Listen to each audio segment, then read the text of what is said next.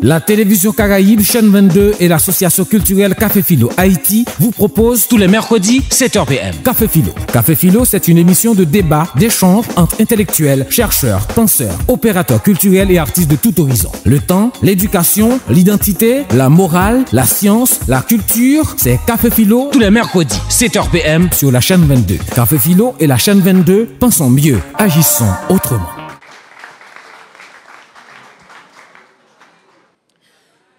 L'honneur et respect pour nous toutes.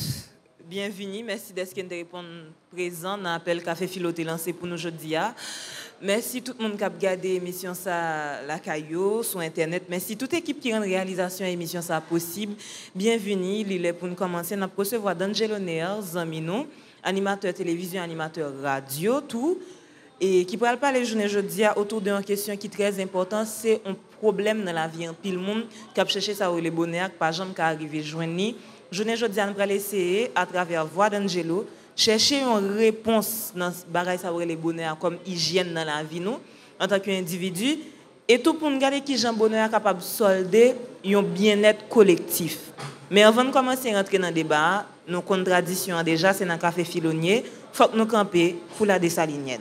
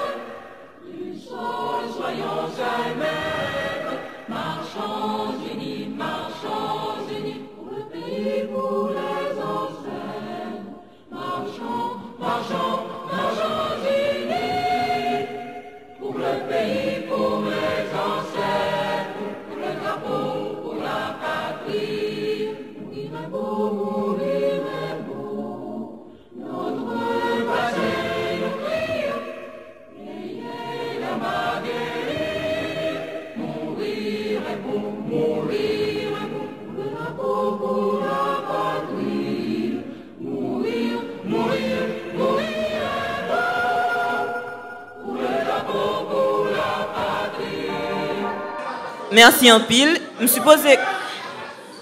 Oh là. L'hymne national a grand pile effet sur le public là. Je suis bien content de ça. Nous connaissons après l'hymne national là, il faut que nous entendions. Ça nous capable de l'hymne Café Philo qui c'est Hasta siempre. Hasta siempre. Je ne vais pas forcément dire avec un accent espagnol. Mais nous allons des versions où Julio César Barbosa et je souhaite que nous prêtions attention qui déjà sont belles chantées. Son belle mélodie et moi-même personnellement je m'entendais entendre chanter.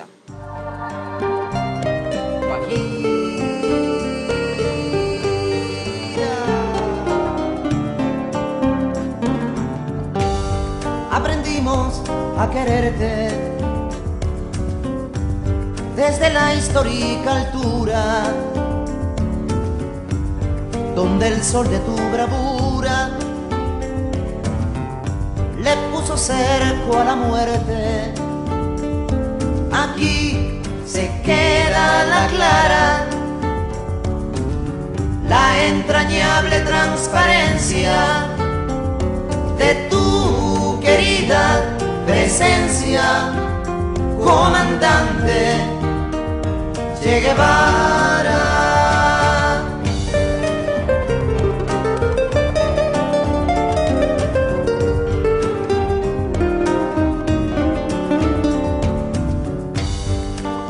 Gloriosa y fuerte, desde la historia dispara, cuando todo Santa Clara se despierta para verte. Aquí se queda la clara, la entrañable transparencia de tu querida presencia, comandante Che Guevara.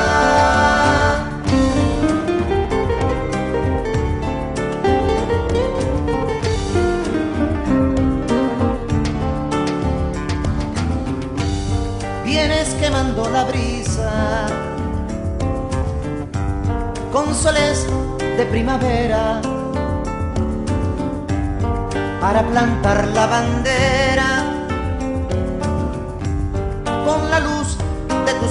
prisa. Aquí se queda la clara, la entrañable transparencia de tu querida presencia, comandante Che Guevara.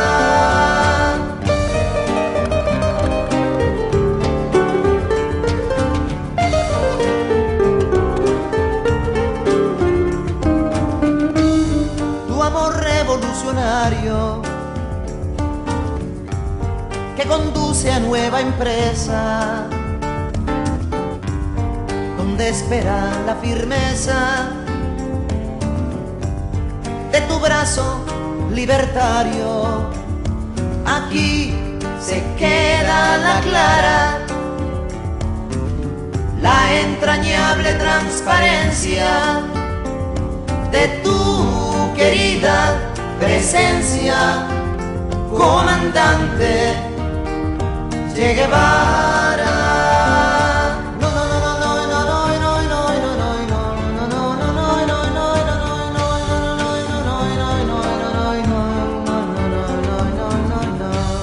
Seguiremos adelante, como junto a ti seguimos, y con Fidel te decimos, hasta siempre, comandante. Aquí se queda la clara,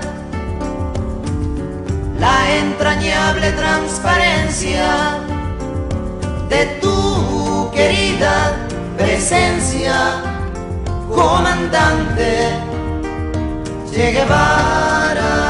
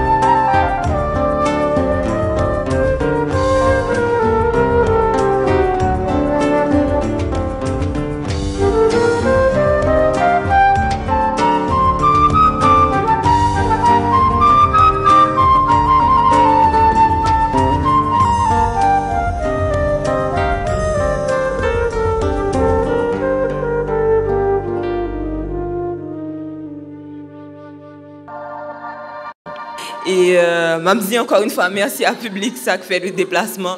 Je rappelé le nom pour les gens qui ne connaissent pas, c'est Melissa Beralus. Et je dis dans la Coup Café Philo, on a recevoir D'Angelo Neor autour d'un thème. Il s'est fait l'ambassadeur de ce thème. Tout côté d'Angelo passé, il n'a que ce mot à la bouche, le bonheur, le bonheur, le bonheur. Il a même surnommé le gardon bonheur.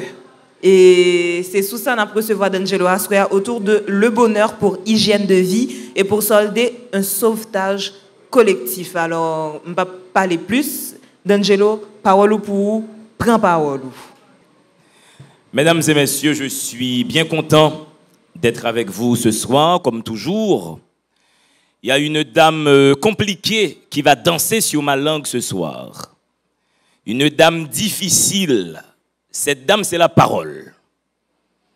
Et c'est la parole se promet de porter un propos sur la grande valeur de l'humanité, qui est donc le bonheur.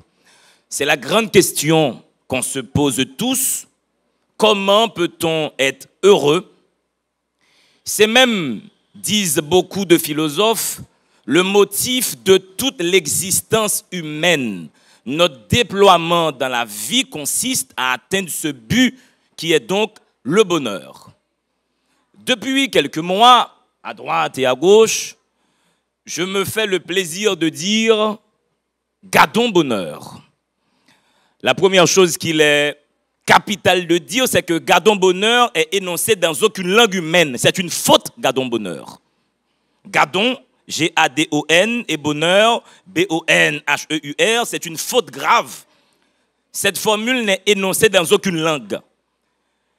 J'ai eu beaucoup de commentaires là-dessus. Notamment, je peux citer des noms de des graphes, grands militants pour la langue créole, Jacques Adler Jean-Pierre, mon collègue à Radio Caraïbe, qui m'ont dit, mais attention, mais qu'est-ce que tu fais à cette langue?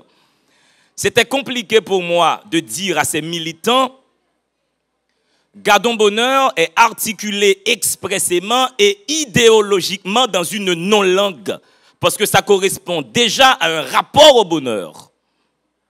Le bonheur, quand il est articulé dans une faute, déjà Gadon en créole ne s'écrit pas comme ça. Gadon s'écrirait G-A-D, espace O-N, et puis bonnet, B-O-N-E, accent fausse. Pour nous, c'est déjà une façon de dire, au sein de la communauté du bonheur, que le bonheur est au premier degré envisageable quand un sujet humain comprend la nécessité qui lui est due de sortir du carcan régulateur des sociétés. Et la grammaire, c'est une vieille dame qui a toujours ses règles. C'est une vieille dame qui veut toujours nous en mettre plein la face. La grammaire tend à réguler nos façons de parler.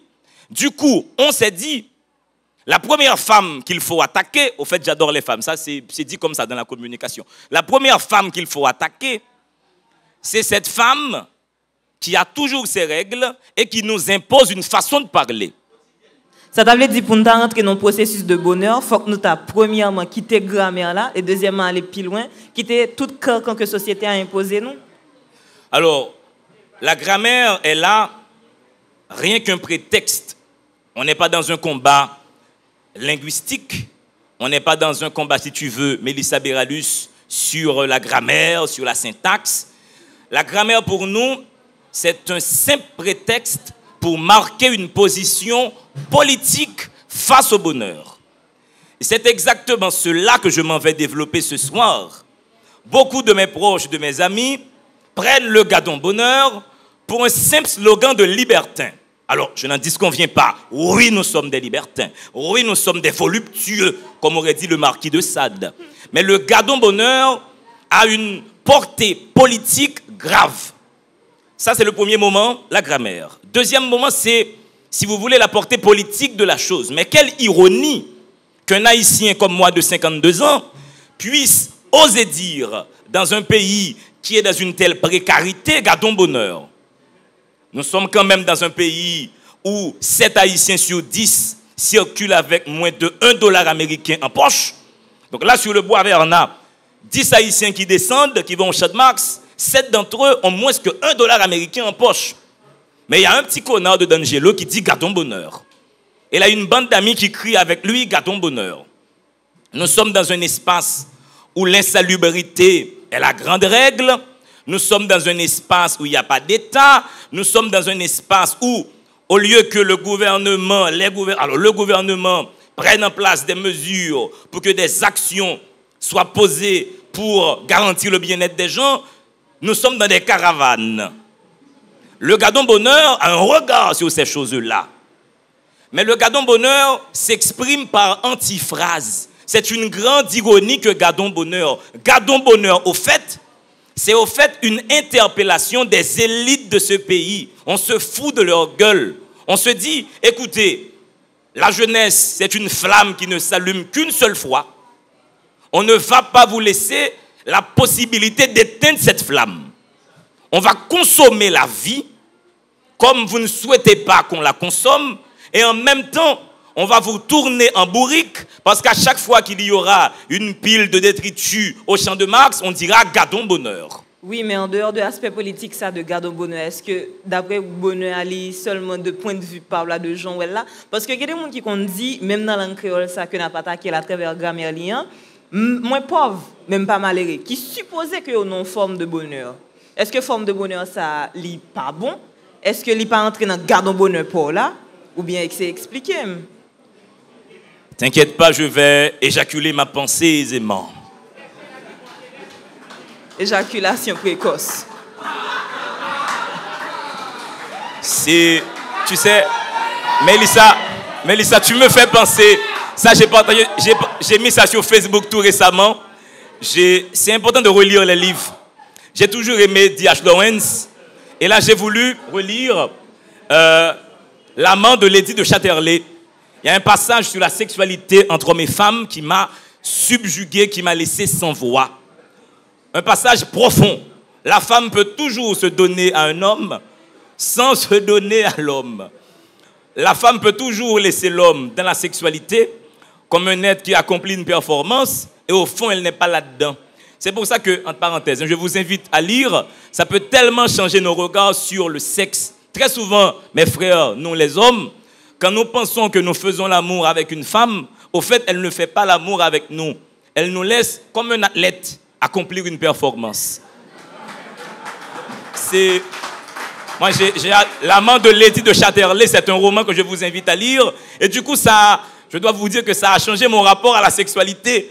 Quand je suis dans ce lieu, j'y vais très rarement, j'ai un petit peu peur. Je me suis dit, je performe ou je fais l'amour? Bon, nous sommes dans les parenthèses.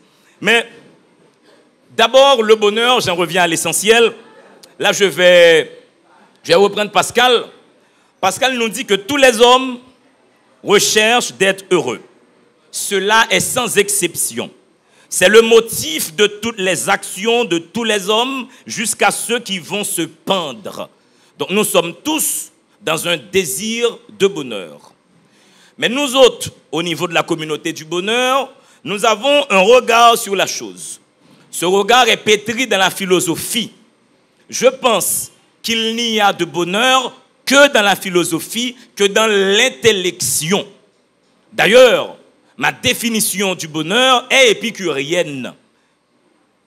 La philosophie est une activité qui, par des discours et des raisonnements, nous procure la vie heureuse. Je voudrais la reprendre celle-là. La philosophie est une activité qui, par des discours et des raisonnements, nous procure la vie heureuse. Le point de vue que j'ai du bonheur vient essentiellement, si vous voulez, du bel optimisme grec. J'aime beaucoup penser à Platon quand je parle du bonheur. J'aime beaucoup faire des clins d'œil à Kant.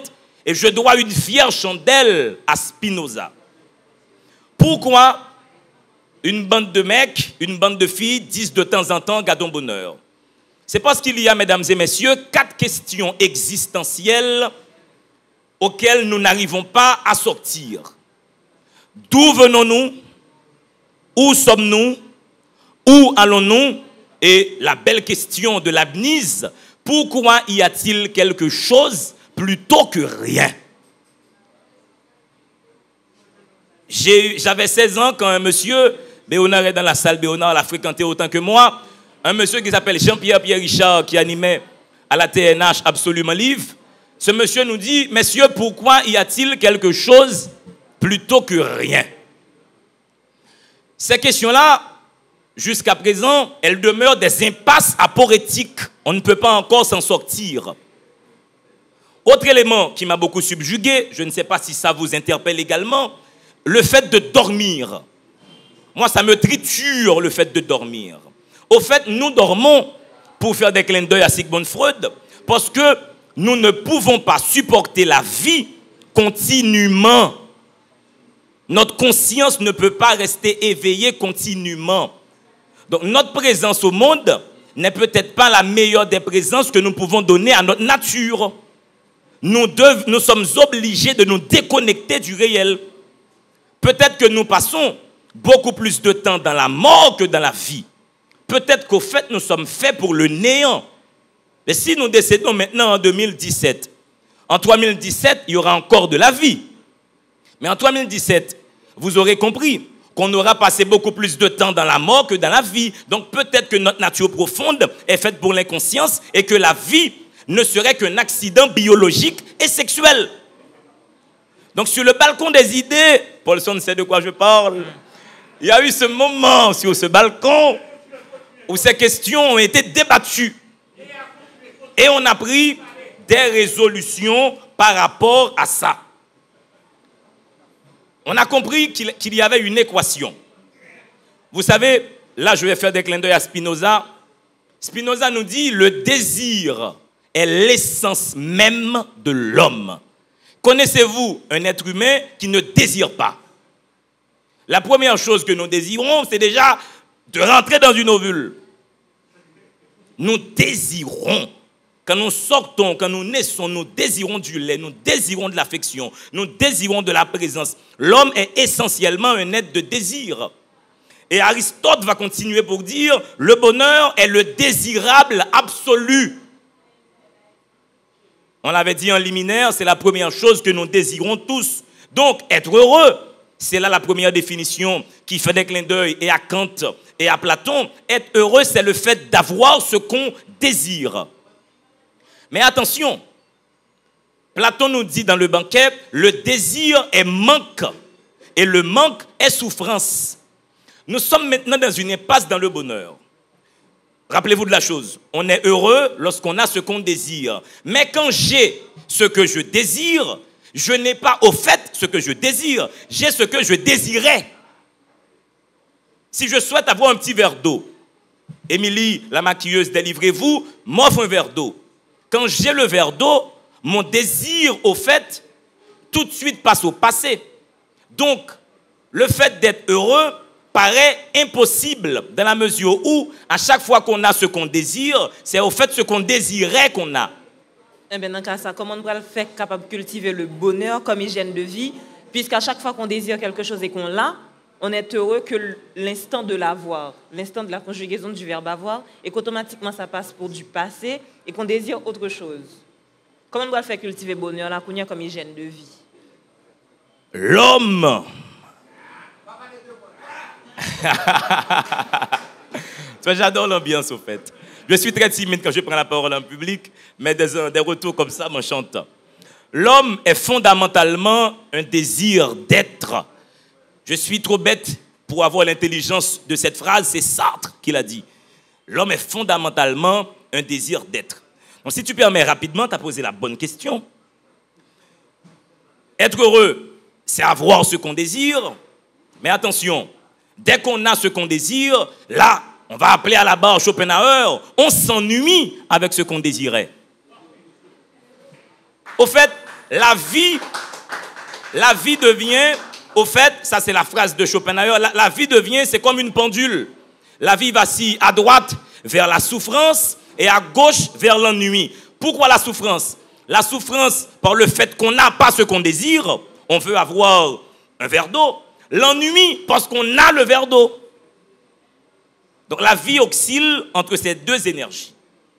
Mais là vous vous dites, mais D'Angelo il a devant lui le bonheur désespérément, donc nous sommes perdus. Il n'y a pas moyen d'avoir le bonheur. Quand Béonard souhaite sortir avec une fille, il le désire profondément. Ça c'est une souffrance. Il va me faire une crise après la conférence, une crise du tonnerre. Quand Béonard désire une femme, il est dans la souffrance. Mais quand la femme enfin dit à Béonard oui, quand la femme, j'en suis témoin, appelle Béonard 5 fois par jour, Béonard s'ennuie. Alors qu'il y a 3 semaines, Béonard désirait cette femme de toutes ses forces. Il débarque chez moi, D'Angelo, je te dis, sont-ils purs, man, sont-ils purs? Je dis, ok, Béo, super. Mais 3 semaines après, D'Angelo, fille empêché me vivre, man. Je ne suis pas capable. Du coup, Schopenhauer, il a raison quand il nous dit que ça vacille entre l'ennui et la souffrance. Mais maintenant, comment trouver le bonheur maintenant? Les philosophes qui ont avancé cette thèse ont oublié un élément important. C'est un élément qui est entre la souffrance et l'ennui. Cet élément, c'est le plaisir. Voici pourquoi j'adore un écrivain que malheureusement, à l'école, on n'a pas étudié avec nous, le marquis de Sade. Vous le connaissez, ce monsieur? Ah oui, il a fait un appel. Il a dit, voluptueux de tous les âges et de tous les sexes, soyez immoraux. Bon, voilà, ça s'est dit rapidement. Ça s'est dit comme ça rapidement, ne m'écoutez pas. Hein. C'est pour cette raison... Le bonheur comme hygiène de vie, ce serait une succession de plaisirs.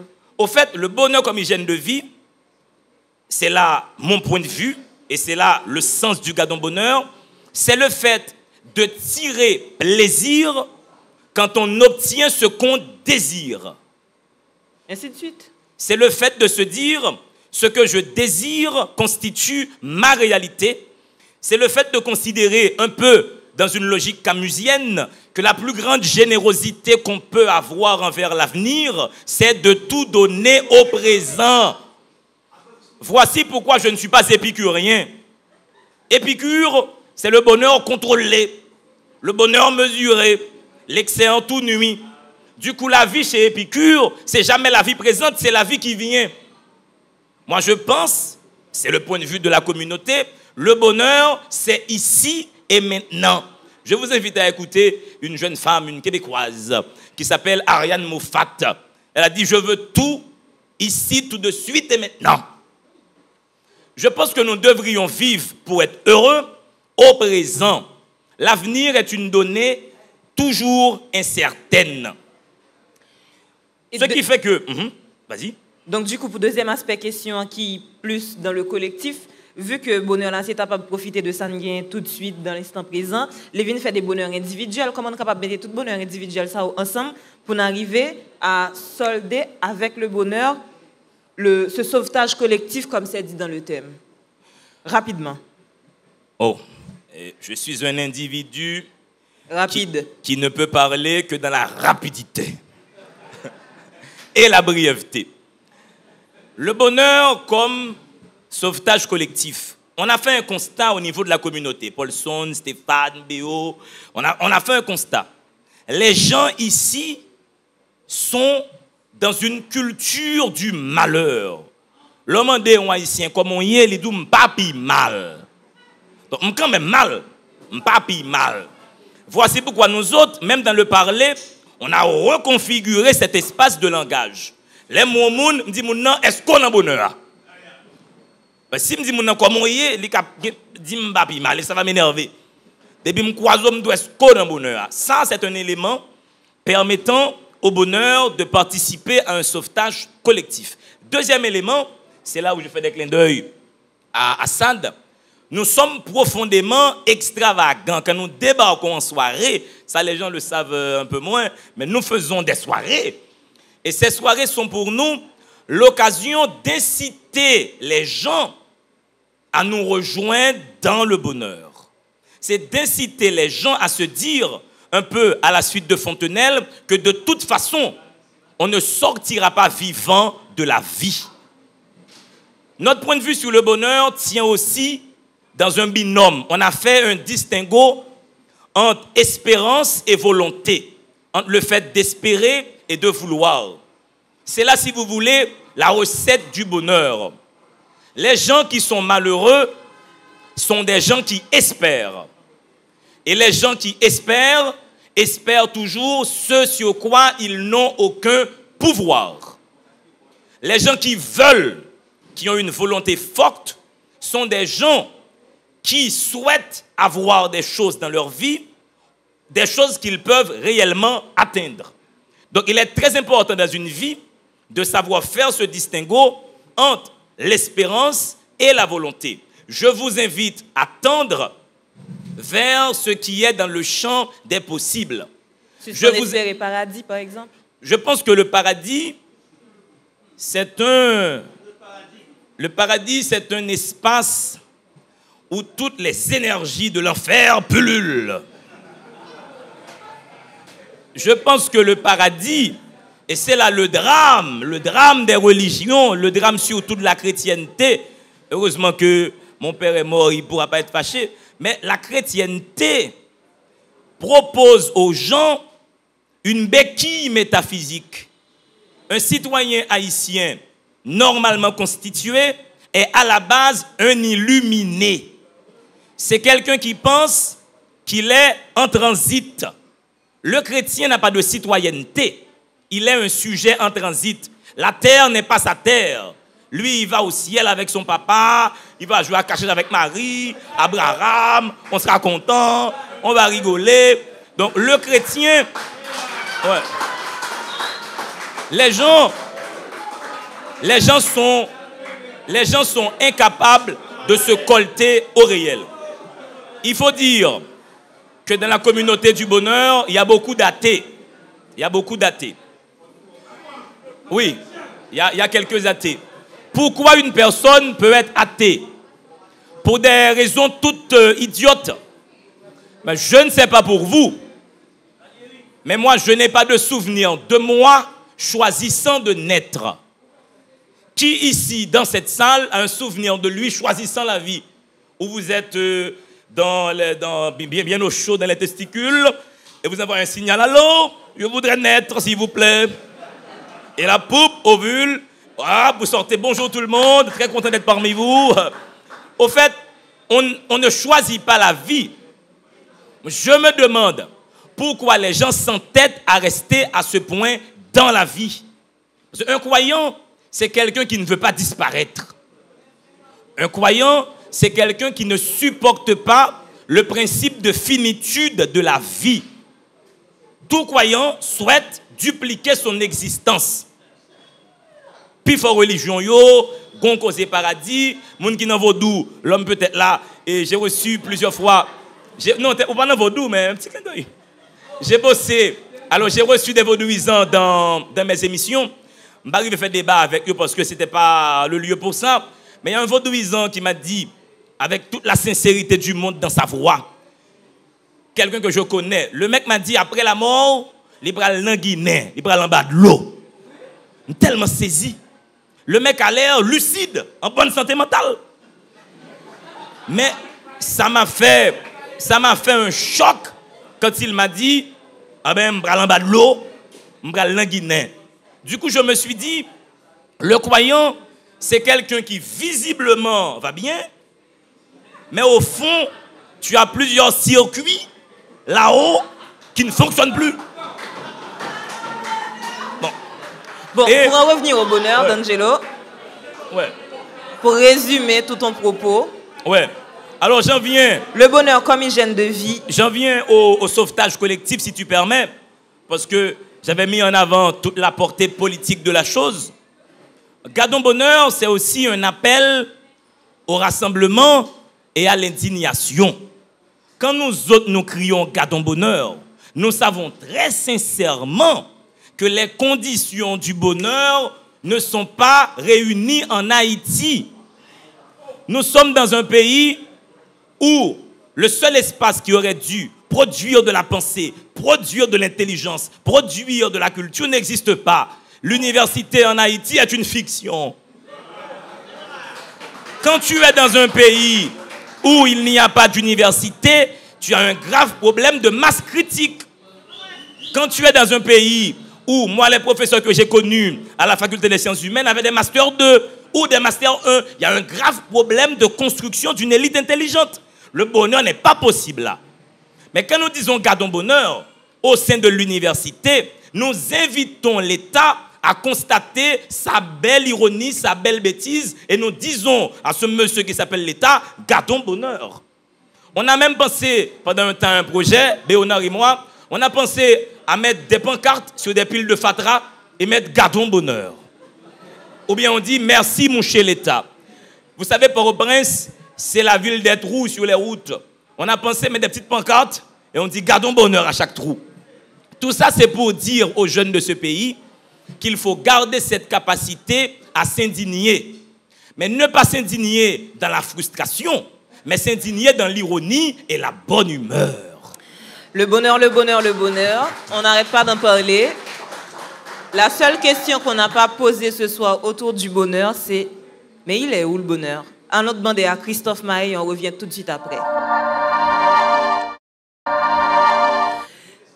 Il est où le bonheur? En fait, il est là et on va essayer de mettre la main dessus à travers les questions de tout à l'heure. On commence tout de suite avec Romarès Jean-Baptiste. On va essayer d'être concis, bref et le plus rapide que possible. Voilà, je suis fait pour la rapidité et la brièveté. Et je suis un être de désir et un désir d'être. Je dis merci à D'Angelo qui a su nous concocter tout ça. Ça paraît un cocktail intellectuel tout à fait magnifique. Et je vous demande d'applaudir D'Angelo. D'Angelo, moi, ma formation spirituelle est faite et je pars de l'idée que depuis que l'homme est né, il a cherché 3 choses que je compile en 3 lettres. ISS. L'identité, la stimulation hein, et la sécurité. L'homme n'a cherché que son identité ou d'autres identités associées à sa propre. Pendant que je parle ici, j'ai le désir d'être ailleurs. Donc, la stimulation marche avec la sécurité.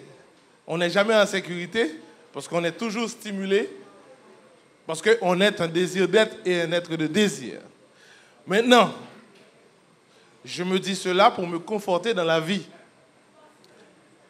Jusqu'où le désir peut se sentir bien dans un espace qu'on appelle l'illusion. Puisque l'imagination, comme cousine de l'intelligence, peut vous rendre la sécurité autant vous stimuler. Merci. Merci D'Angelo. Merci pour les anecdotes et d'avoir fait savoir à tout le monde que nous sommes des libertins. Voilà. Moi-même, moi d'accord en pile baga ou dit là, sauf un grand aspect. Et c'est cet aspect où, selon Samda voulait comprendre, il y aurait une certaine singularité du bonheur parce qu'on est des êtres humains. Il y a une façon commune d'être heureux. Pour moi, c'est faux et archi faux. Et je vais vous expliquer pourquoi. La chose qui, moi, me rend heureux ne te rend pas nécessairement heureux. Moi-même, moi, je prends plaisir dans la chasse. L'aime m'a chassé, quand par exemple, pintade et mon fusil. Et le moment ultime où je vais épauler et faire feu, je suis dans une sorte d'éros qui me rend heureux. Et ça, je peux le répliquer en et non autant que je suis vivant. Mais qui n'est pas nécessairement vrai pour toi ou pour quelqu'un d'autre. Il y a des gens, c'est gâteau, et il y a des gens, c'est le... Il y a fait sexe.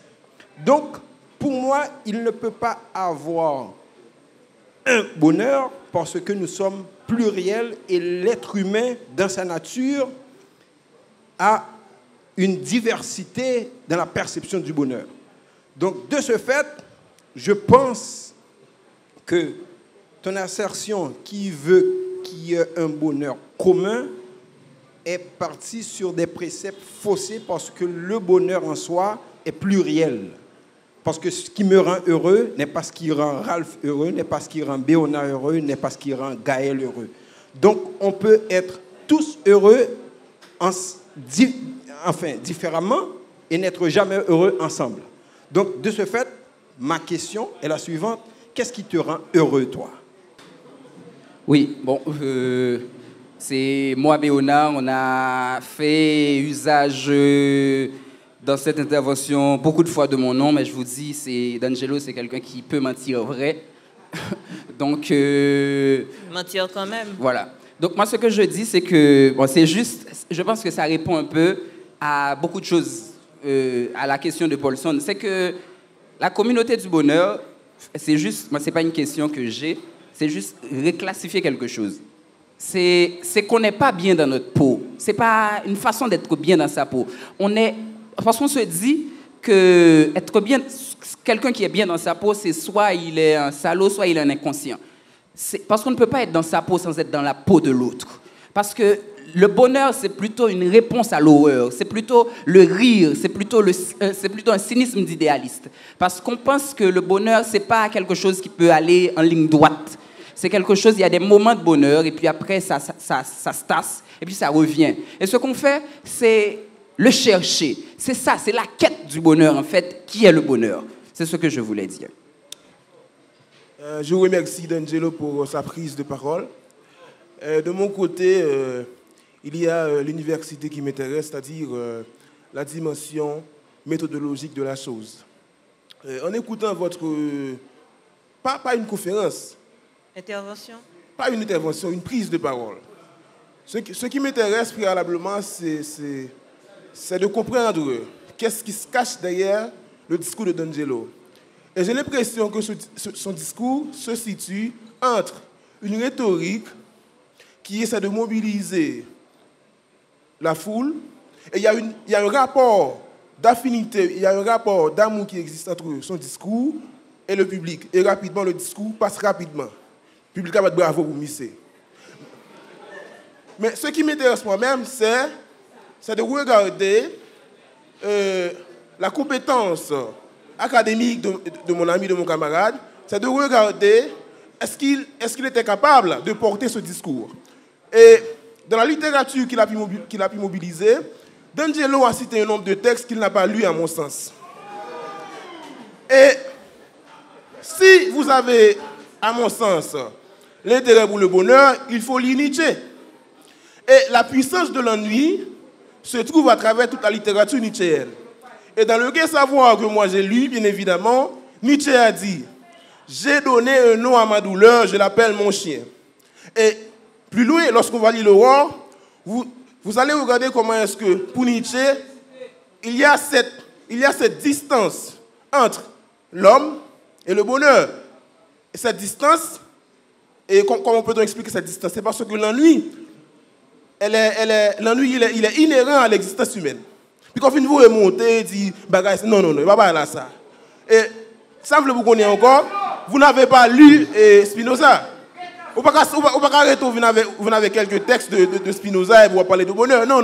Ce n'est pas académique, c'est philosophique à faire. Pas que bagay viennent avec rhétorique pour est-ce que c'est question posée ou bien est-ce que c'est complètement après il faut qu'on soit faire d'Angelo. Non, il va bon. 4 questions, on donne la possibilité à l'intervenant de répondre à ces 4 questions.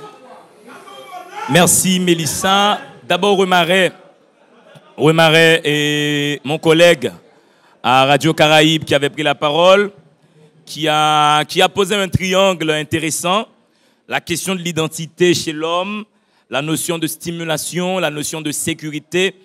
Et déjà sur la notion de l'identité, comme ma mémoire est un trou, le nom de l'auteur n'y est plus, mais le moi est une foule. Donc déjà nous sommes toujours dans un perpétuel questionnement identitaire et dépendamment des lieux, dépendamment du temps, ce n'est pas toujours le même moi qui agit. Je pense que le moi est déterminé fondamentalement par un cadre spatio-temporel et par l'altérité qui s'expose à nous. Donc déjà, c'est un problème identitaire grave qui jalonne l'espèce humaine. La notion de stimulation, la notion de sécurité. La sécurité, par exemple, relève d'une énergie qui ne dépend même pas de nous. Si la terre se met à trembler là tout de suite, sans le vouloir, votre cœur va battre la chamade. Sans le vouloir. Quand vous rentrez chez vous à 1h du matin, vous ne vous dites pas, quelle heure est-il? Ah, je vais avoir peur. La peur, chez nous, qui est la manifestation de notre instinct de conservation, ne relève pas de notre volonté.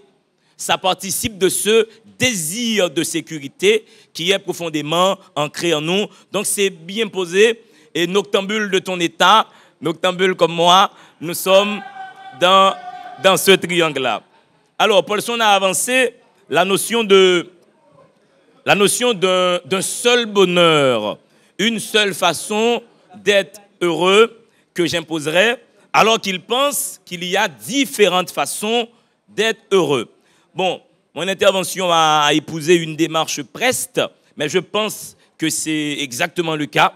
Il y a différentes façons d'être heureux. Néanmoins, il y a une équation qui sous-tend toutes ces façons d'être heureux.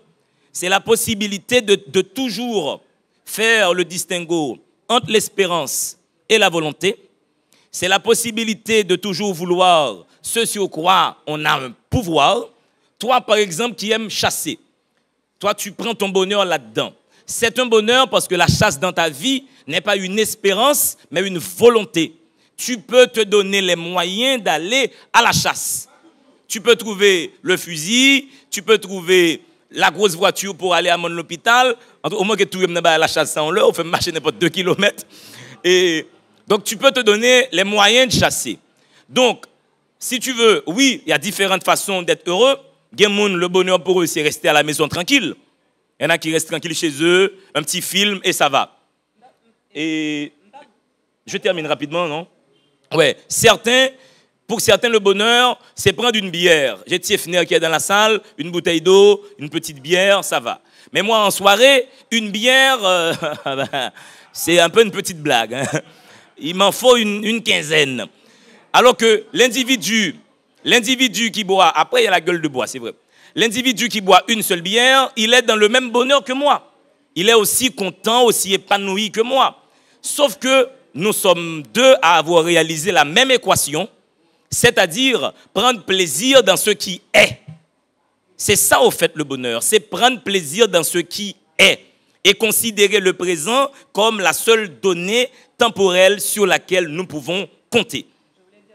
Vas-y. Donc, je voulais dire quelque chose par rapport à ça. C'est du lieu du ressenti, oui. C'est le même sentiment, autant que vous-même à la chasse, autant que lui-même il boit 12 bières, autant que l'autre là, il boit une seule bière. C'est même sensation, nous sentons même genre. C'est Jean d'Angelo dit là, du lieu de la manifestation. L'autre là, c'est l'El Chita, il juste les premiers bouffées de cigarettes. L'autre là, c'est dans 15-20 bières. C'est représentation qui est différente. C'est qu'en même temps. Ouais. Si tu permets, je vais continuer. Alors, après Paulson, après tu m'as demandé un peu plus personnellement, qu'est-ce qui me rend heureux, moi? Moi, je suis fondamentalement un sapiosexuel. Je suis excité sexuellement par l'intelligence. Quand je suis exposé à une parole qui est plus aboutie que mes propres possibilités de parole, je suis excité. Donc la première chose qui me rend profondément heureux, c'est l'intelligence. Voici pourquoi je n'arrive pas à lire dans les bibliothèques. Je suis admiratif face aux gens qui peuvent s'asseoir dans une bibliothèque et lire. Moi, je ne peux lire que chez moi, parce que je chante en lisant, je ris en lisant, je marche avec le texte, je suis couché, je me mets debout. Du coup, ça peut être très fou de lire à côté de moi. Du coup, quand je dois lire, mes amis sont chez moi, je prends mon téléphone, WhatsApp, Twitter, Facebook. Mais pour lire, il faut absolument que je sois seul, dans ma petite bulle, dans ma grande nudité, pour développer un rapport de grande complicité avec le texte que je considère comme un être de langage. Bon, il y a beaucoup d'écrivains, ne le prenez pas littéralement. Ne soyez pas choqués. Il y a beaucoup d'écrivains qui m'ont fait bander. Marguerite Duras. Oui, c'est pas bander, c'est bander. Marguerite Duras. Quand Marguerite Duras écrit l'amant, moi je ne comprends pas comment quelqu'un peut lire l'amant et ne pas rester aphasique. C'est une femme qui coupe toutes tes possibilités de commentaires. Elle te dit, voici de l'absolu, tais-toi et consomme. Quand vous lisez Inconnu à cette adresse de Chrisman Taylor, voici encore un texte sur l'amitié, sur l'inimitié, qui me met dans la même situation d'extase. Donc la première chose qui me rend heureux, c'est quand je suis exposé à du texte intelligent, à un discours intelligent. Quand j'écoute une personne intelligente s'exprimer, ça me fait plaisir. Je souris, je note, je suis content. Je suis dans le gadon bonheur. Deuxième élément, on parlait de ce qui me rend heureux. Moi, j'aime bien picoler, ça me fait plaisir. J'aime bien une petite bière de temps en temps. J'aime bien en soirée, je suis ce qu'on appelle un fumeur incompétent. Donc, je fume dans l'incompétence. En soirée, Cyril Jean-Baptiste, mon compagnon du bonheur, est là. Il me dit, D'Angelo, une clope. Je lui dis, pourquoi pas? Mais dans le principe, je ne fume pas. Mais moi, je ne peux pas résister aux appels de la cigarette. Je me dis, pourquoi je dirais non? Parce que la cigarette, c'est un produit qui, à la base, pourrit la santé. Et du coup, mon rapport avec la cigarette est un rapport de provocation. Ça fait plaisir de temps en temps de titiller la santé, de taquiner la santé. Une petite clope. Allez, on y va. La gorge, les poumons, etc. Donc, picoler. Troisième élément qui me rend très heureux, je suis un être, mais de grande amitié. Je suis un être très tactile. J'aime beaucoup me lier aux gens. J'aime beaucoup être... Je suis tout le temps dans le premier degré avec les gens. Donc, si vous écoutez mes émissions, si vous regardez aussi l'une d'entre elles, je ne fais que tutoyer mes invités. Je ne dis pas vous à mes invités. C'est parce que je suis tout le temps dans le rapport à l'autre. J'aime les gens. J'aime parler aux gens. J'aime sortir avec les gens. Et des fois, Stéphane me traite de dictateur. J'aime dire, allez, on va faire ça, on va bouger. Faisons ça. Mais voici une chose qui me rend profondément, mais profondément heureux. Autre élément qui me rend heureux, D'Angelo, homme rapide que tu es. Très rapide, hein. Précoce que tu es. Mais il faut absolument le dire, cet élément. Je suis un voluptueux. Au sens du marquis de Sade, s'il vous plaît. La philosophie dans le boudoir. Je suis un être qui aime les corps. J'aime la nudité féminine, par exemple. Je suis toujours sans voix devant une paire de seins. Je me dis tout le temps, comme Daniel Laferrière, pourquoi Dieu a-t-il donné tant de pouvoir à une paire de fesses? Mais il ne faut pas parler du corps. Ça va choquer beaucoup de parents qui regardent l'émission. Nous sommes dans une civilisation qui condamne le corps et les plaisirs du corps. On passe tout de suite pour un pervers dès qu'on parle du corps. Alors que je pense que si vous êtes là, c'est parce qu'il y a eu une quantité de pichkanin. C'est ce qu'on dit, nous, on dit pichkanin. Oui, il y avait l'intervention aussi de Taberneau. Oui, donc la dernière chose, c'est les voluptés. J'invite les gens à être un peu comme Spinoza, à être si vous voulez, en accord avec leur nature profonde. Ce n'est pas un mal de désirer l'autre. La sexualité ne doit pas être condamnée. La sexualité est sacrée. C'est grâce à elle que la vie existe. Après, est-ce qu'il y a eu question ou provocation? Et ce pays est compliqué. Je voulais ne pas réagir, mais finalement, je m'en vais le faire. Et ça va faire une belle discussion. Je vais dire ça très rapidement. Ce pays est compliqué dans le sens où la haine de l'autre est une option facile. Je n'ai pas de souvenir de moi détestant les gens, haïssant les gens. Je ne vois pas l'intérêt. Et à chaque fois que quelqu'un manifeste une haine inhumaine à mon égard, je suis quelque peu subjugué. Je me dis, mais comment un individu peut-il employer autant d'énergie à détester quelqu'un? Pour on ne sait quelle raison. Donc, il n'y a pas eu de question. Il y a eu une manifestation de haine, de frustration, de douleur intime, que je comprends, mais j'invite l'individu en question à pas dire gardons bonheur. Je suppose que tes fesses sont pour quelque chose là-dedans. On passe à la deuxième série de questions, si vous voulez bien me laisser finir. Merci. On passe à la deuxième série de questions. J'appelle Clevens Daniel, Fred Williams, Claude Edouard, Dorvelus Gérald et rapprochez-vous s'il vous plaît. On commence déjà avec Daniel. Clevens Daniel. M'abdi bonsoir à tout le monde. Moi c'est Clevens Daniel et je suis très heureux à cela et pour m'assister à une telle conférence. Donc D'Angelo sont monde que moi apprécié et certains disent que je singe D'Angelo. Bref, et quelques critiques que m'ai gagné sous prise de parole d'Angelo, c'est que D'Angelo fait appel à s'annuler le sommeil, côté d'Angelo dit que l'humain ne supporte pas le réel. Donc ça me capable de dire en quelque sorte, c'est que l'on a parlé de sommeil, il y a ce qu'on appelle le sommeil lent et le sommeil paradoxal. Donc sommeil paradoxal, là, en quelque sorte, le cerveau continue de travailler. Donc question de néant, elle ne peut pas vraiment exister. Parce que même des individus qui sont dans des états comateux, ils ont remarqué des activités neuronales. Autre chose, D'Angelo parlait de question de l'ennui. Donc, ça me capable de dire d'Angelo, c'est que l'on a étudié ça, le seuil de satiété. Donc, individu, certes, il est capable de désirer. Mais du moment que le gagne, demander pour le gagner, c'est vrai. Mais pendant la gagner, il y a un seuil de satiété. C'est comme la consommation. Si je consomme une bière, je suis satisfait. 2 bières satisfait. Et 18 bières, je ne serai plus satisfait. Et puis, autre chose, c'est D'Angelo a parlé de Dieu, il a parlé de nous-mêmes qui pensaient à des mondes métaphysiques.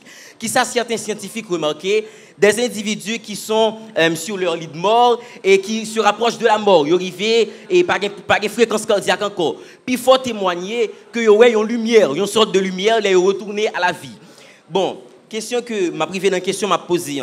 D'Angelo, est-ce qu'on pas penser que question de bonheur là, est-ce que c'est pas nous-mêmes humains en quelque sorte qui empoisonnent dans la mesure où et Ban Ki-moon qui c'est ancien secrétaire d'État de l'ONU, il dit nous que choléra, il pas origine, c'est pas un manque d'hygiène, c'est plutôt l'affaire des Népalais.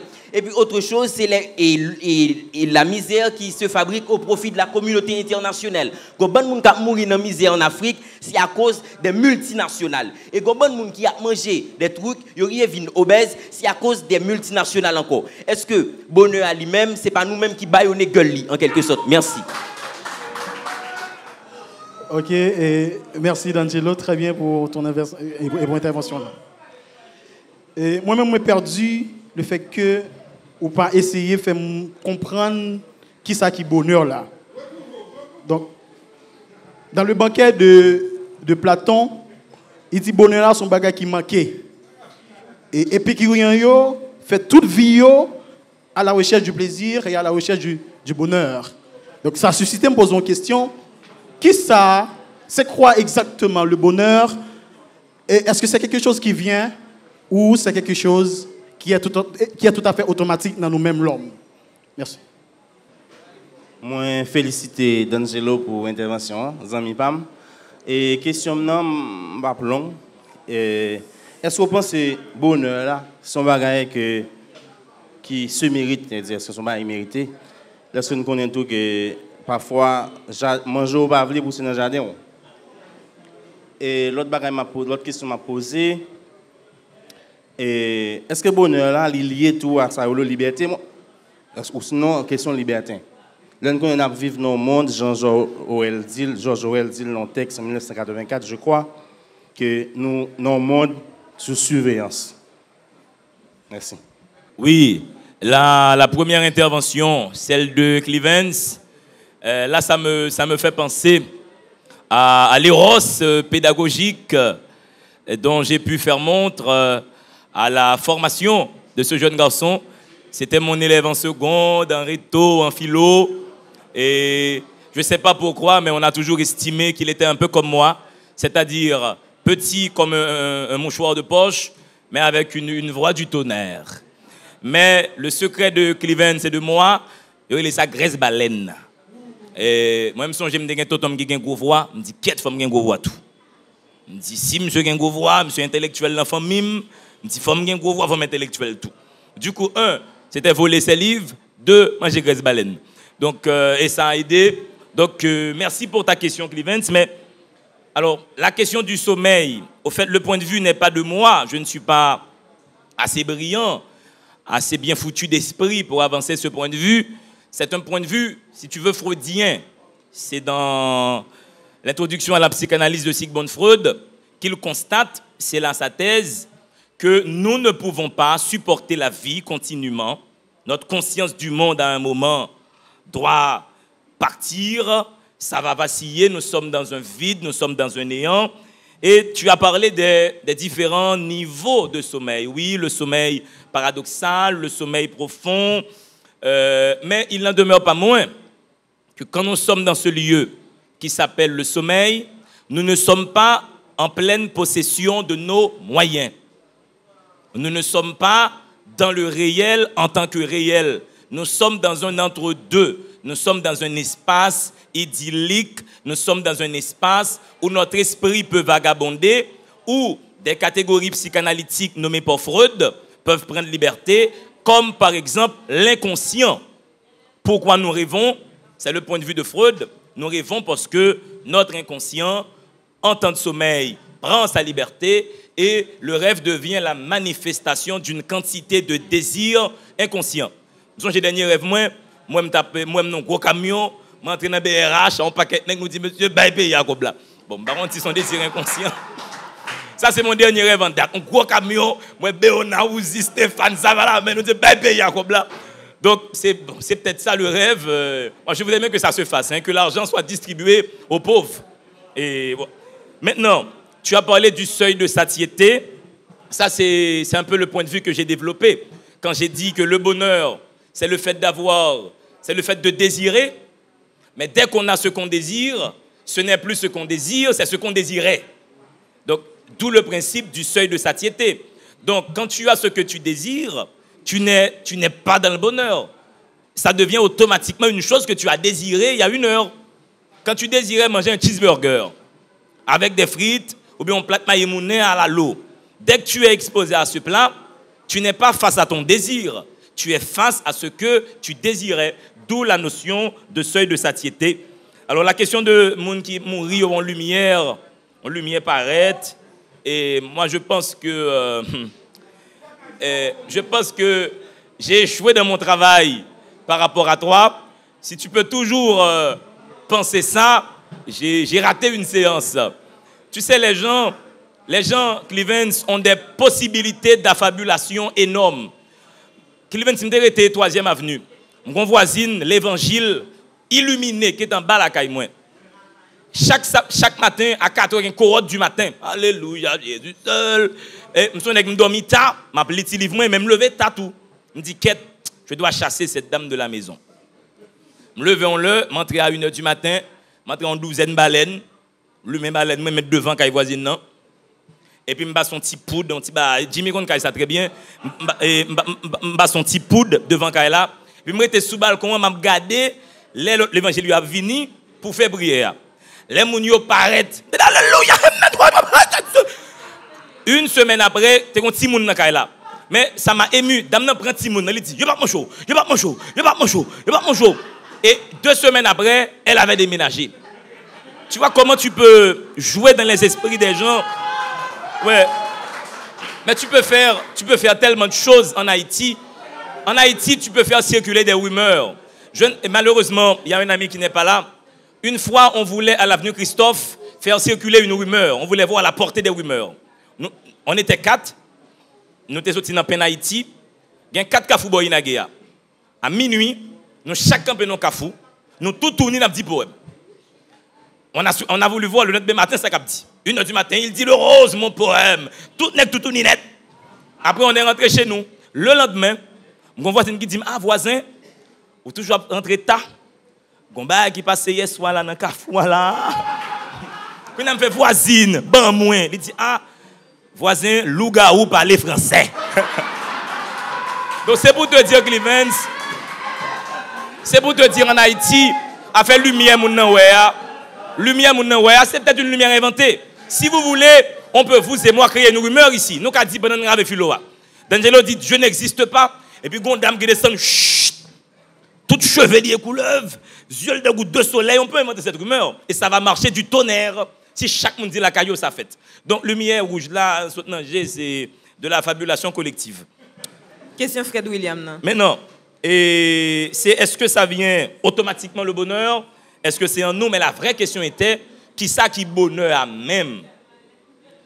Le bonheur, la définition n'est pas de moi malheureusement, je ne suis pas encore assez brillant. Le bonheur, pour faire des clins d'œil à Spinoza, mais pour le dire dans ma langue, c'est le fait d'être en accord avec sa nature profonde. C'est ça le vrai bonheur. Si le bonheur pour toi, c'est 5 persines, un piercing au nez, un tatouage au beaucoup, sorti chaque soir à 2h du matin, c'est le bonheur. Si le bonheur pour toi, c'est chaque dimanche matin, dans un espace qui a une croix, tu vas prendre de la drogue, c'est ton bonheur. L'évangile, c'est une drogue, c'est l'opium du peuple.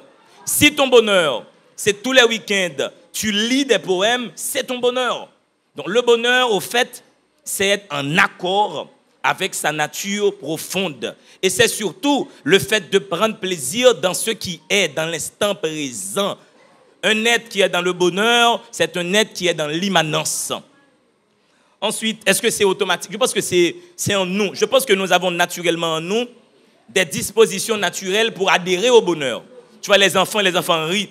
Mais on a une petite fille, je me suis adopté, même si petite lit. Quand tu prends Aria, qui peut gagner un an, Aria rit, on fait boudou, boudou, boudou, boudou, boudou. Aria rit. La possibilité de rire, à mon avis, est un dispositif naturel qui prouve que nous sommes constitués pour être dans le bonheur. Maintenant, la dernière question. La question de la liberté, Edouard. La liberté, et ça m'a fait plaisir que tu aies fait référence à 1984. Et je n'ai pas lu 1984, George Orwell. Mais Big Brother, nous sommes dans des sociétés ainsi constituées. Big Brother installe un gouvernement. Il y a le ministère du bonheur. Il y a le ministère de l'amour. Il y a le ministère de la haine. Ça t'intéresserait, Taberno, le ministère de la haine dans ce roman. Et tout le monde est surveillé. Tu vois, Taberno, je n'ai pas lu. Tout le monde est surveillé. Et du coup, le bonheur dans ce roman, de 1984, n'est pas possible. Les gens sont hyper surveillés. Moi, je pense qu'en Haïti, dans toutes les sociétés occidentales modernes, c'est la même chose. Nous sommes sous caméra, nous sommes surveillés, etc. Mais pour s'en sortir, je pense qu'il faut s'autoriser de temps en temps. C'est ce que j'appelle de temps en temps des excursions bonheuriennes. Même si la caméra est là, même si la surveillance est là, quand vous avez un penchant naturel, sans déranger l'autre, sans porter atteinte à l'intégrité physique de l'autre. Réalisez-vous. Faites toutes les folies qui rentrent en résonance avec votre nature profonde. Voici mon conseil pour vous.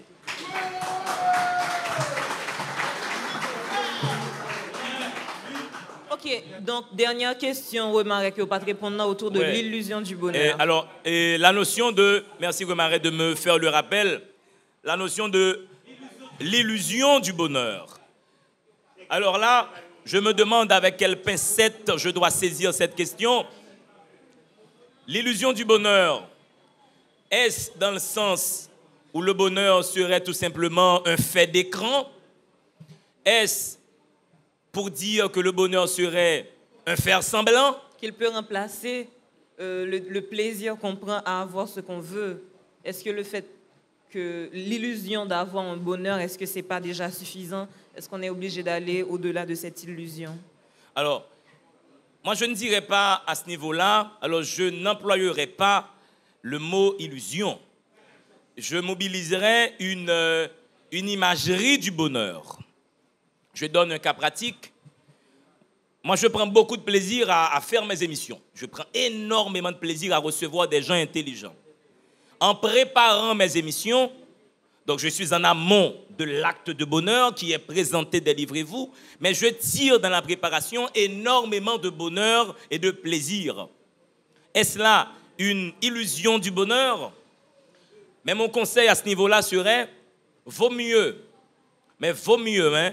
une fausse joie qu'une vraie tristesse.